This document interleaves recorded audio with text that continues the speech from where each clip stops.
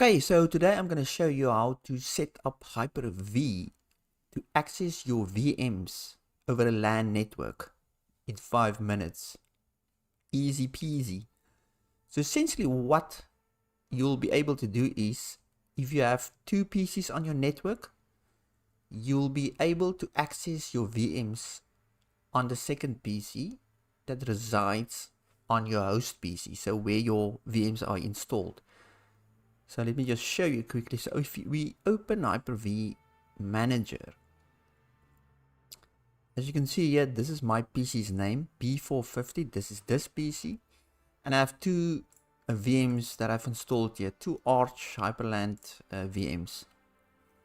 But I want to access these VMs on a different computer on my network.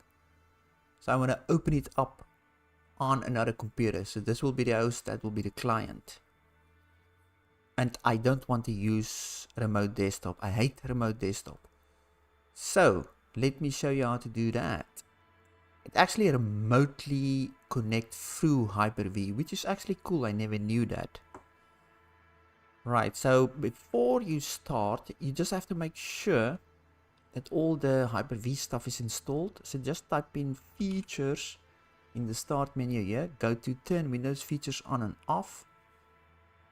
And then just make sure, as you can see here, Hyper-V is selected.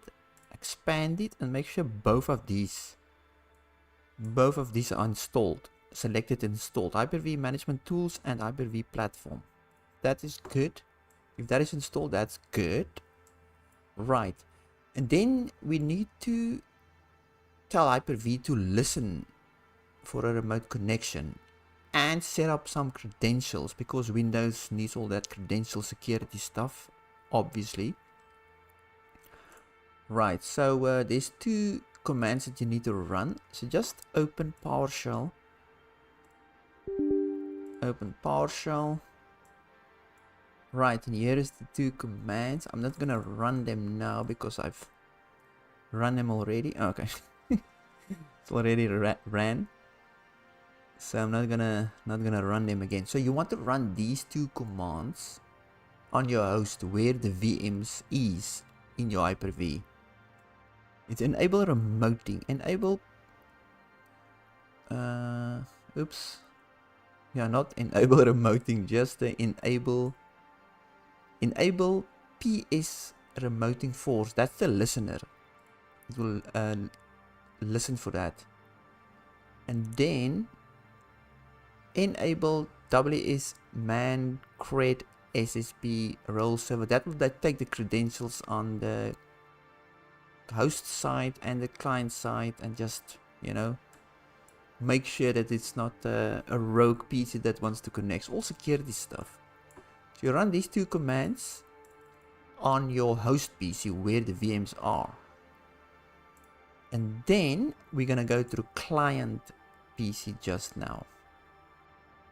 Okay, so this is my main PC, the host PC of the Hyper-VM that I want to see on my second PC. I just want to show my whole setup. Might as well. So let's go to the client PC, the PC I want to access this VM on. Right, so here we are on my client side. This is a laptop, and I'm gonna show you how to set up the client side. Okay, so on the client side, there's basically two commands that you have to run to make this work. So it's trust hosts, and it's all security stuff and credentials. Anyway, this is the two commands that you run in PowerShell. Right, and then there's another setting in GPEdit that you have to set. Just go to group policy. Right, so that's administrative templates. Okay, system. Yeah, so it's administrative templates, system, and credentials validation. credential delegation. Let's make this bigger. Right, and then look for allow delegation fresh credentials with NTLM only. It's that first one. So open that one and then enable it. Yeah, enable that one. Right, anyway, and then you have to obviously add it because it's not going to apply. You have to click on show and then add this. So just add that quickly. So what you add is WSMAN, WSMAN / and your host IP address. So now the client, this one, the host IP address. Say okay, apply, okay. Right, and then you obviously go to your Hyper-V.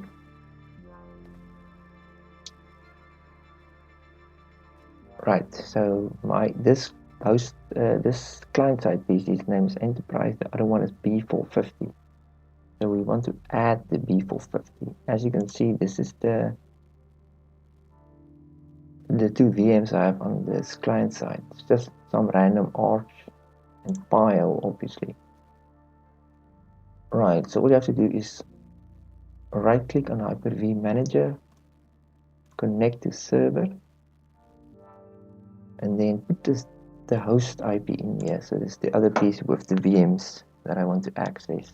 So my IP is obviously that. Right, and then click connect as another user, and then set user. And you'll see that's correct. Yeah, you have to set the user, obviously username and password. Right, so I'm gonna connect in this format. So it's the username, so it's the IP address. Okay, 13. Right, backward slash, and then the username. Mine is what is mine again? That, and then just your password.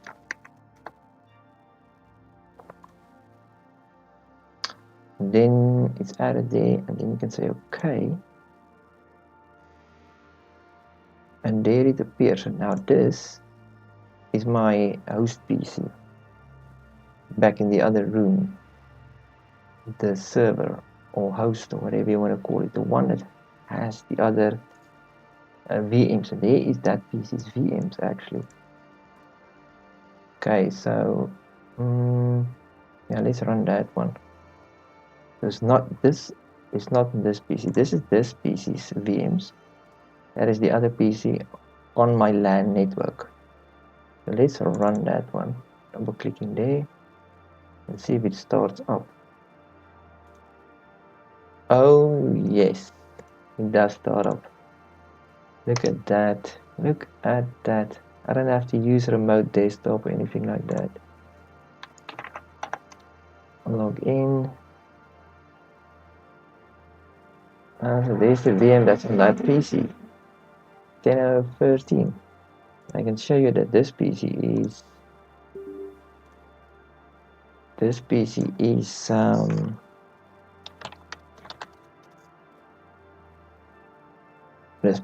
16, 10/16.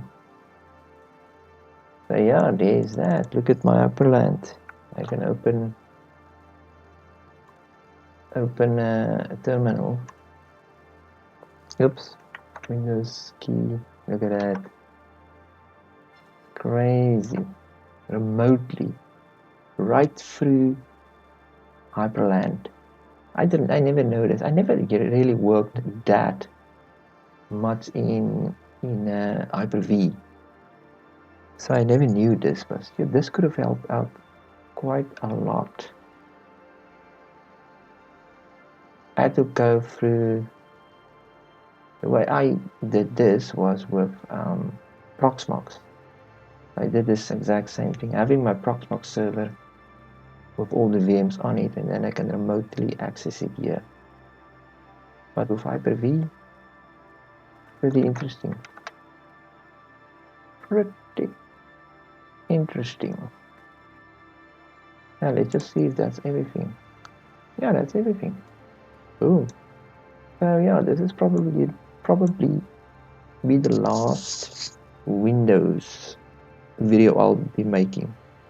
But I just had to make this one. It's pretty cool. So yeah, like and subscribe if you like this, and see you next time. Good.